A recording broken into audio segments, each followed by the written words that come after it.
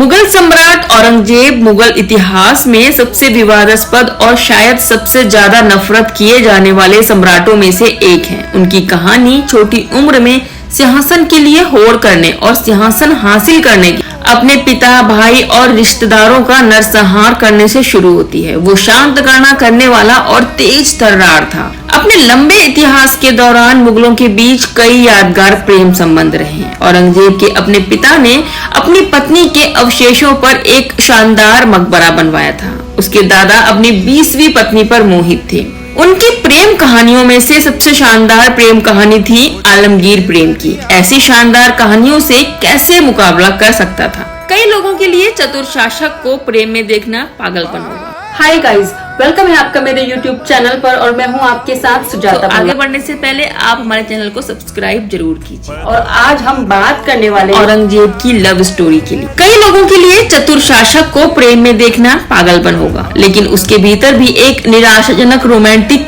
छिपा हुआ था जो साथी की चाह रखता था।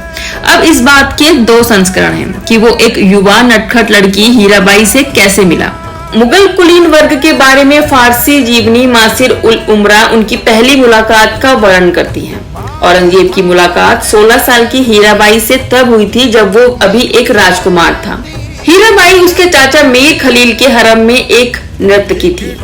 दक्कन में रहते हुए उसने बुरहानपुर में जैनाबाद के अबू खुन्ना नामक बगीचे में जाने का फैसला किया। अपने हरम की महिलाओं के साथ टहलते समय उसकी नजर हीराबाई पर पड़ी, जो उसकी मौसी की दास लड़कियों के दल के साथ आई थी। उसने उसे पास के एक पेड़ से एक पका हुआ आम तोड़ते हुए देखा और वो तुरंत ही मोहित हो गया।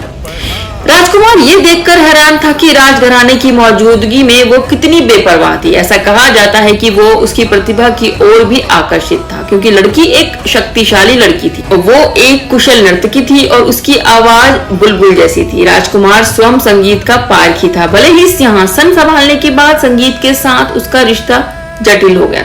उसके हरम में प्रवेश करने के बाद उसे जैनाबाद महल के रूप में जाना जाने लगा। इसके बाद जो हुआ वो एक भावुक रोमांस था। उसके मोह ने उसे 9 महीने तक बुरहानपुर में रहने पर मजबूर कर दिया। ये मामला सम्राट शाहजहां के युग तक पहुंच गया, जो अपने बेटे के दास लड़की के साथ प्रेम प्रसंग को लेकर समान रूप से चकित और भ्रमित थे। वो अपने पिता और शासक सम्राट के औरंगाबाद कूच करने के आदेशों की अनदेखी और अवहेलना करने तक चला गया। लेकिन जैसा कि किस्मत में था, जैनाबादी एक बीमारी के कारण दम तोड़ गई और परिणाम स्वरूप मर गई और औरंगजेब व्याकुल हो गया। जिस दिन उसकी मृत्यु हुई वो भी बीमारी से ग्रसित था, लेकिन जब उसकी मृत्यु की खबर उसके पास पहुंची तो वो व्याकुल अवस्था में शिकार करने के लिए जंगल में चला गया।